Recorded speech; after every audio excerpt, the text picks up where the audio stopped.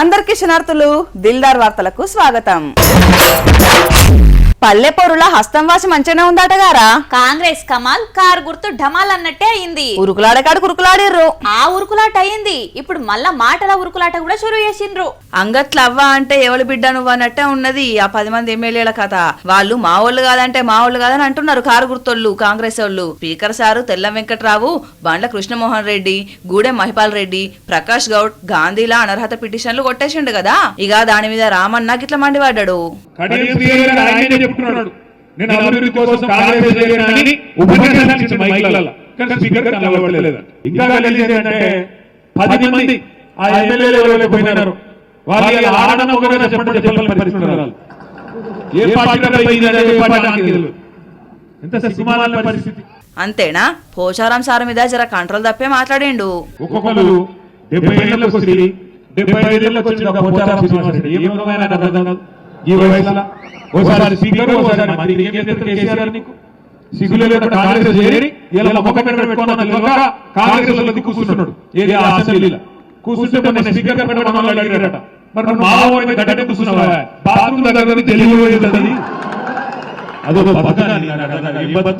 ఇంతకాలం 70 ఏళ్ళు సంపాదించిన పేరు నాశనం చేసుకుంటూ సహాలు లావాదేవీలు బానే ఉన్నాయి, వ్యవహారం బానే ఉంది. వాళ్ళ పేరు మీద మైకు కావాలి, వాళ్ళ పేరు మీద మాటలు కావాలి, వాళ్ళ జీతాలలో వాటాలు కావాలి. మీ వాళ్ళనే మీ వాళ్ళు కాదు అని అనుకునే పరిస్థితి ఎందుకు దాపురించింది? ఇంత రాజకీయంగా ఇంత దుర్భరమైన ఇంత నికృష్టమైన పరిస్థితి ఎవరికైనా వస్తుందా? సొంత పార్టీ ఎమ్మెల్యేలనే మా వాళ్ళు కాదు అని. వీళ్ళ విచిత్రం ఏందో, మేము మీ పిల్లలమే, మేము మీ వాళ్ళమే అని వీళ్ళు అంటారు, మీరు మా వాళ్ళు కాదని వాళ్ళు అంటారు. మూసీలో కాలుష్యం కంటే ఆయన కడుపులో విషం ఎక్కువగా కనిపిస్తుంది. ఆయన మాటల్లో, ఆయన చేతల్లో, ఆయన వ్యవహార శైలిలో. గతంలో వాళ్ళు చేసిర్రు, ఇప్పుడు వీళ్ళు చేస్తున్నారు అంతేగాని. కానీ ఏటొచ్చి సీఎం సార్ను గడిచిన ఎమ్మెల్యేలు ఏ పార్టీనో ఏమో కదా. ఇసొంటి పరిస్థితి బహుశా కొందరు ఎమ్మెల్యేలకే వచ్చి ఉంటది దేశం మీద. ఏంటి సంగతి? పోయిన పని కాయా పండా పుచ్చు అంటే నువ్వు వేసిన ఓటు వెళ్ళలేదారా? ఓటక్కచ్చి దశాబ్దాలు అవుతుంది, మురిగిపోయే ఓట్లేస్తావా నువ్వు? నేను అన్నది నా ఓటు కాదు, నువ్వు అడిగిన ప్రశ్న పుచ్చు. నువ్వు పోయింది సర్పంచ్ ఓట్లకే కదా. ఇంతకు కౌంటింగ్ ఎట్లా సాగింది? ఏంది సాగేది? ఉత్కంఠ భరితంగా సాగింది. మా ఊరోళ్ళు సమన్యాయం పాటించిండ్రు. అంటే అందరికి సమానంగా పంచిర్రా ఓట్లు? అవును, పంచుకున్నట్టే వేసిండ్రు. మరి అప్పుడేం చేసిర్రు? అగ్గిపెట్టె గుగ్గుపెట్టె కోడి కొంగ ఆడి సర్పంచ్లు సెలెక్ట్ చేసిర్రా? చూడు నువ్వే ఏం చేసిరో. ఇగో ఈయన లక్కీ సర్పంచ్. అదే లక్కీ డ్రైవర్ అయినా వస్తువులు గెలుచుకుంటారు గాని ఈ అన్న సర్పంచ్ పదవి గెలుచుకున్నాడు. ఎందుకు వీళ్ళూర్లే ఓట్లు పెట్టలేదా, చిట్టిలేసి సర్పంచ్ ఎన్నుకుంటున్నారు అని అనుకునేరు. కాదు, అన్నూర్ల లెక్క నామినేషన్లు, ప్రచారాలు, ఓట్లు, కౌంటింగ్ అన్ని పెట్టిర్రు. తీరా కౌంటింగ్ మొదలు పెడితే ఊరోళ్ళు చెరసంగం ఓట్లు కుదిర్రు. ఎంత లెక్క పెట్టినా ఒక్క ఓటు తేడా కూడా లేకుండా సమన్యాయం పాటించిర్రు. ఇక ఏసేటిదేం లేక వచ్చిన ఓట్లన్నీ పక్కకు పెట్టి లక్కీ డ్రా వేస్తే అదృష్టం జగిత్యాల జిల్లా కోట్లింగల గ్రామ పంచాయతీలా సర్పంచ్ గా పరసకోటయ్య పేరెళ్ళింది. ఇద్దరికి పోటాపోటీగా ఎలక్షన్ నడిచింది. అందులో ఉండి 155 ఓట్లు టైప్ అయినాయి. దానికి మళ్ళా తర్వాత ఎలక్షన్ ఆఫీసర్ మాకు చిట్టి రూపకంగా చిట్టీలేసి మళ్ళీ ఒక చిట్టి తీయంగా నా బ్యాట్ గుర్తెళ్ళి నా అదృష్టం భరించింది. ఇక ఇంత తతంగం చేసి ఆఖరికి చిట్టీలేసి సర్పంచ్ ఎన్నుకోవాల్సి వచ్చింది. చూడుర్రి, గెలిచిన క్యాండిడేట్ ఓకే గానీ ఓడిపోయిన పరిస్థితి ఏంది? లక్షలు ఖర్చు పెట్టి ప్రచారం చేసి ఓటర్లను ప్రసన్నం చేసి ఆఖరికి ఓటర్ల చేతుల కాకుండా అదృష్టం లక్కీ డ్రాలా అదృష్టం అడ్డం జరిగినట్టు అయింది. ఇట్లాంటి గమ్మత్తులు మస్తు జరిగినాయి ఈ త్యాపోట్లల్లా. అబ్బబ్బా, మా ఊళ్ళో ఒక బద్మాష్ గాడు ఉన్నాడు రా. ఆడి పేరు చెప్తే పచ్చి మంచిని కూడా ఆగరేవాళ్ళు. వాటర్ ప్రాబ్లం గిట్లనా? జోక్ అనుకుంటున్నావా? సీరియస్. వాడు వాడకట్టుకు నిల్చొని ఉన్నాడంటే ఒక్కలంటే ఒక్కలు కూడా తలకాయ ఎత్తి చూడరు తెలుసా నీకు? తొక్కేం కాదు, వన్ తలకాయ ఏమన్నా జాతీయ జెండా అని చెప్పు. మీరే చూసినందుకు నువ్వేంద్రా గిట్లా మాట్లాడుతున్నావు? మా ఊళ్ళో పేరు వేల పైలవాన్లు కూడా అని చూస్తే పాయింట్లు పచ్చగా వేసుకునేటోళ్ళు. ఇంతకు ఏవాడ్రా వాడు? లేనిది ఉన్నట్టు చెప్పేటోడు, ఉన్నది లేనట్టు వేసేటోడు. మరి మీ ఊరి జనం ఏం చేయలేదా? ఆడెవడో మాకు దొరికితే కదా అసలు. తెలివనని గురించి ఇంతగానం భయపడకుండా చెప్తున్నవేంది? వాళ్ళు పుట్టించిన పుకార్లో నిజమైన తెలియక ఆగమైతున్నారా. అట్లనే మంచిర్యాల జిల్లాలో ఎవడో పుకారు పుట్టించిండట.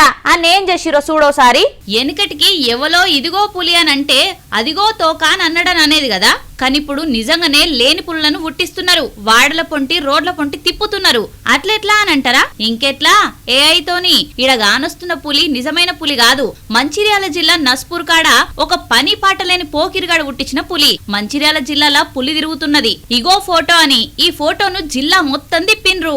ఓష్ని నిజంగానే పులి కావచ్చునని అడవి అధికారులు జంగల్ మొత్తం జల్లెడబట్టినా దుర్బిని వెట్టి దేవులాడినా దాని పాదముద్రలు దొరకలేదట. ఆఖరికి ఈ ఫోటోను పరిచవట్టి చూస్తే అసలు ముచ్చట మొత్తం బట్ట బయలైంది. సిసిసి టౌన్షిప్ లో ఒకటి టైగర్ వచ్చిందని కార్ల నుంచి ఒక వ్యక్తి ఫోటో తీసిందని అన్ని గ్రూపులలో సర్క్యులేట్ అయింది. దాని గురించి విచారణ చేపట్టినాం. అది యాక్చువల్గా నైట్ అంతా ఇక్కడ ఉండి వెతికినాం కానీ ఎటువంటి ఆనవాళ్ళు కనిపించలేదు. మన ఏరియాకి టైగర్ రాలేదు. సిసిసి టౌన్షిప్ ఏరియాకి టైగర్ రాలేదు. అది ఏఏలో క్రియేట్ చేసిన ఫోటో. ఆ క్రియేట్ చేసిన వ్యక్తి మనకు దొరికిండు. అతన్ని తీసుకొచ్చి ఇక్కడ స్టేట్మెంట్ పబ్లిక్ ముందే తీసుకున్నాం. అతని మీద కంప్లైంట్ చేయడం జరిగింది. చట్టపరంగా అతని మీద తీసుకునే యాక్షన్ తీసుకుంటాం. నీ తీట పోరలు పాడుగాను గిదేం పద్ధతి చెప్పుండ్రి. ఏఐలో ఫోటో క్రియేట్ చేసి జనం మీద గిడిచి పెడితే పబ్లిక్ గజ గజోనికే. అడవి అధికారులు తెల్లందాకా కూడు లేక కుమ్ము లేక తిరిగే కేసు పెట్టి జైల్లో పెట్టినరటిగా వాణ్ణి. అందుకే టెక్నాలజీని మంచి కోసం వాడుండ్రి. ఇట్లా తిరలేసినట్టు లేని ఫోటోలు వీడియోలు తయారు చేసి జనం మీద గిడిచి పెడితే జైల్లో పెడతాం అని అంటున్నారు అధికారులు. ఇటువంటి పుకార్లు ఎవరు కూడా స్ప్రెడ్ చేయొద్దు. జెన్యున్ గా మీకు ఏదైనా జరిగింది మేము చూస్తాం అనుకుంటే ఫారెస్ట్ డిపార్ట్మెంట్ వారికి కానీ పోలీస్ డిపార్ట్మెంట్ వారికి కానీ మీ లోకల్ ప్రజాప్రతినిధులకు కానీ మీడియా వారికి కానీ సమాచారం అనేది మాకు చేరుతుంది. అట్లా అని చెప్పి వాట్సాప్లలో గ్రూప్లలో అనవసరంగా ఫోటోలు ఏఐ ఫోటోలు క్రియేట్ చేసి షేర్ చేయకండి. దీనివల్ల అనవసరంగా ప్రజలు భయభ్రాంతులకు గురవుతారు. దానివల్ల వచ్చేదేం లేదు, అనవసరమైన కేసులు తప్ప ఏం రాదండి. అల్లతాపకు సర్పంచ్ ఓట్లలో మీ దోస్తులే ఉండేటట్టున్నది కదా హవా. మా దోస్తులు మీ దోస్తులు కాదారా? తెలిసన్నదా తెలియకన్నదా? నాకెందుకు తెలియదు. ఊర్లలో ఎవరి హవా ఉన్నదో అందరికి తెలుసు. కోతుల గురించే కదా నువ్వు అనేటిది. అరే తెలిసిపోయిందా? అన్నట్టు పోలింగ్ సెంటర్ల కాడ కూడా మంది కన్నా ఎక్కువ మంకీసే ఉన్నాయట. ఇంకా నయ్యం కౌంటింగ్ మేమే చేస్తామని ముందుకు రాలేదు పాటు. అది ఒక్కటే తక్కువైందంటే నమ్ము. ఓటర్ల కన్నా ముందుగానే ఎట్లొచ్చినాయో చూడు. చూసిండ్రా ఓటర్ల కన్నా ముందే పోలింగ్ బూత్ల కాడ ఎట్లా బారులు తీరినాయో. మమ్మల్ని టార్గెట్ చేసిన సర్పంచులు గెలుస్తున్నారా ఓడిపోతున్నారా అని దగ్గరుండి పర్యవేక్షిస్తున్నట్టున్నాయి. ఓటేసేదందుకు పోయేటోళ్లకు గుండెల్లో గుబులు ఉట్టించినాయి. ఏకంగా కౌంటింగ్ సెంటర్ల కాడ తిష్టేసినాయి. ఇక పుసుక్కున ఓట్ల డబ్బ గిట్ల పట్టుకపోతే ఇంకేమన్నున్నది. ఇక డిక్కీ బలిసిన కోడి చికెన్ దుకాణం ముందు తొడగొట్టినట్టు అసలు పంచాయతీ ఓట్లల్లా కోతుల పంచాయతీ ఎక్కువ. కోతుల వట్టు 10 గొట్టు అని ఎన్ని ఊర్లు బంపర్ ఆఫర్లు ప్రకటించినాయి. అయినా కూడా చూడుండ్రి ఏది మమ్మల్ని పట్టుకొని చూద్దాం అని పోలింగ్ టెంట్ల మీదనే శంగ ఎగురుతున్నాయి. ఆగురి బిడ్డ గెలిచిన సర్పంచులో మీ భరతం పడతారు గాని జర్ర 4 రోజులు ఆగుండ్రి గంతే. నీ చిట్టి బ్రెయిన్ కి చిన్న క్విజ్ పెడతా బుజ్జి. ఇప్పటికిప్పుడు క్విజ్ అంటేనే ప్రిపేర్ కావాలి కదా. ప్రిపేర్ కాకుండా వద్దులే, మళ్ళా నాకు పెదబాపు మాటలు గుర్తొస్తాయి. ఎంత మాట అన్నావు అడుగు చెప్తా. సంక్రాంతి పండుగ అనగానే గుర్తొచ్చేటివేంటి? అబ్బా ఇదో ప్రశ్న ఈజీగా చెప్తా. అరిసెలు, అల్లిన సకినాలు, మురుకులు, బూందీ, లడ్డూలు. చెప్తావు నేనే. నార్మల్ పిండి వంటలు కాకుండా చెప్పు. ఇంకేముంది, రంగురంగుల ముగ్గులు, నడుమ గొబ్బిళ్ళు. దగ్గరికి వచ్చినావు. రంగురంగుల ముగ్గులల్లా అద్దిరిపోయే పాటలు పాడతారు. అర్థమైంది, హరిదాసులే కదా. Very good. హరిదాసుల సందడి మొదలైందిరో కోనసీమలా. ఒకప్పుడు సంక్రాంతి పండుగ అంటే ఇంటి నిండా చుట్టాలు, వాకిలి నిండా ముగ్గులు, పొద్దు పొడవక ముందే ఇంటి ముంగల హరిదాస్ కీర్తనలు వినబడేది. ఇప్పుడు అప్డేట్ అవుతున్న కాలాన్ని బట్టి హరిదాసులు కూడా షానికొచ్చిర్రు. ఊరి నిండా కాకుండా అడప దడప ఆడాడ కానొస్తున్నారు. కొన్ని ఊర్లల్లో మైక్ సెట్ పట్టుకొని స్టైల్ గా బైక్ల మీద తిరుగుతున్నారు.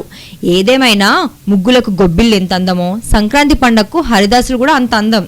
చదువుల కొలువుతోటి ఎదిగి హరిదాసు వృత్తి కనుమరుగైతున్న ఈ కాలంలో కూడా తమ వృత్తిని పాటిస్తున్నారు కొందరు. చదువుల కొలువుతో పాటు పెద్దలిచ్చిన వంశ పారంపర్యమైన వృత్తిని బతికిస్తున్నారు. వాళ్ళను కూడా మనం ఆరాధించాలని కోరుతున్నారు. మరి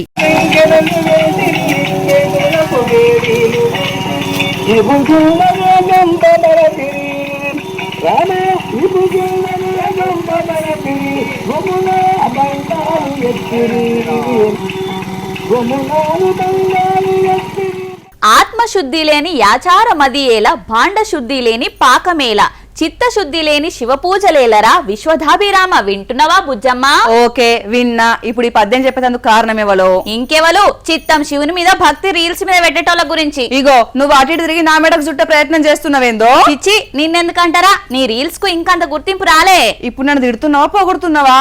ఈ విషయం నీకు ఎప్పటికీ అర్థం కాదు. ఏమోనమ్మా, ఈ నడుమ కర్రీ లేకుండా పాస్ అవ్వకుండా అన్నట్టు మాటలేమో తీయగుంటున్నాయి, అర్థాలేమో ఘాటుగా ఉంటున్నాయి. సందర్భం ఏదైనా సమయం ఏదైనా ముద్దుగా ముస్తాబైనం అంటే చాలు జనాలు కట్టిన కాస్ట్యూమ్ కు ముఖానికి అద్దిన మేకప్ కు న్యాయం చేద్దామని చూస్తున్నారు కొందరు ఆడోళ్ళు. అది ఆర్టిస్టులను కూడా తప్పు పడతారా? అయినా వాళ్ళ వల్ల వచ్చిన ఇబ్బంది ఏముంది అసలు?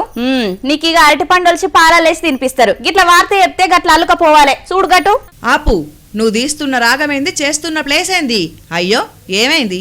డాన్స్ ఇరగదీస్తుంది కదా, స్టెప్పులు ఏమన్నా తప్పున్నాయి అనుకునేరు. తప్పున్నారా? పవిత్రమైన శ్రీశైలం కొండ మీద గిట్లాంటి పాటలు రీల్స్ చేసుడు ఎంత తప్పు? భక్తుల మనోభావాలు ఏం కావాలి? అసలు వీళ్ళు మొక్కుకునే తందుకొస్తున్నారా? రీల్స్ లాక్ చేసుకునే తందుకొస్తున్నారా తీర్థయాత్రలకు? ఇక అడిదిక్కు చూస్తే తిరుమల దేవస్థానంలా గిట్లాంటి పనులు చేసి మనిషికో మాట పడ్డరు, వార్తలకి ఎక్కిర్రు. అయినా కూడా జనాలకు బుద్ధొస్తలేదు. ఏడికి పోయినా గీయ వెక్కిలి చేష్టలు. కళ ఉండు తప్పు కాదు, అది నిరూపించుకుడు కూడా తప్పు కాదు. కానీ దానికి ఒక సమయం, సందర్భం, వేదిక ఉండాలి కదా అని మస్తు గరమైతున్నారు శివయ్య భక్తులు. నంద్యాల జిల్లా శ్రీశైల క్షేత్రంలో సిఆర్ఓ ఆఫీస్ పక్క పొంటే రోడ్ల మీద చికెన్ తెస్తాడా మటన్ తెస్తాడా అని డాన్స్ లేచే వరకు జనం గరం అవుతున్నారు. రాను రాను దొంగలు తగ్గిపోతారనిపిస్తుందిరా. ఎందుకు? వాళ్ళలో కూడా మార్పు వచ్చిందని నీకు చెప్పిర్రా? ఏ కాదు, వాళ్ళ దొంగతనాలే చెప్తున్నాయి. ఏంది చెప్పేది? పాత చెప్పులు కాదు కదా, కొబ్బరి చిప్పలు కూడా ఇడిచిపెడతలేరు కక్కుర్తి దొంగలు. అగో ఆ సిమ్టమ్స్ ను బట్టే చెప్తున్నా, దొంగలకు కాంపిటీషన్ ఎక్కువైపోయింది. అంటే దొంగలు ఎక్కువైపోయి ఏం కొట్టేయాలనో అర్థం కాక కన్ఫ్యూజన్ లో ఏదో ఒకటి కొట్టేస్తురంటవా? ఖచ్చితంగా వాళ్ళకే కాంపిటీషన్ పెరిగి ఈ దొంగతనాలు మా వల్ల కాదు, మేం కూడా కష్టపడి బతుకుతామని అంటారు. ఇప్పుడు ఇంతకు ఏం కొట్టేసిర్రో చెప్తే దొంగలు ఇజ్జత్ పోతది. వాళ్ళకు ఉంట కదా వేతందుకు చూపెట్టేం కాదు. Cheap, very cheap. పెద్ద పెద్ద బ్యాంకులు ఏటీఎంలు కొట్టేసిన దొంగల పరిస్థితి బాత్రూంలో నల్లలు కొట్టేసే కాడికొచ్చింది. పాడుగాను ఎంత దిగజారిపోయారు. ఎంత దొంగలైనా ఓ స్టాండర్డ్ మెయింటైన్ చేయొద్దు. మచిలీపట్నంలో ఓ బల్లెవాడి నల్లలు మొత్తం విప్పుకుపోయారు. చూడుర్రి, ఒక్కటంటే ఒక్క నల్ల కూడా లేదు. కనికరించి వాష్రూమ్లో ఆ ఫ్లష్ డబ్బా ఇడిచిపెట్టినట్టున్నాడు. ఏం దొంగలున్నారా నాయన. రేపు పుసుక్కన పోలీసు వాళ్ళకి దొరికితే బాత్రూంలో నల్లలు కొట్టేసిండు అంటే దొంగల ఇమేజ్కి ఎంత సిగ్గుచేటు.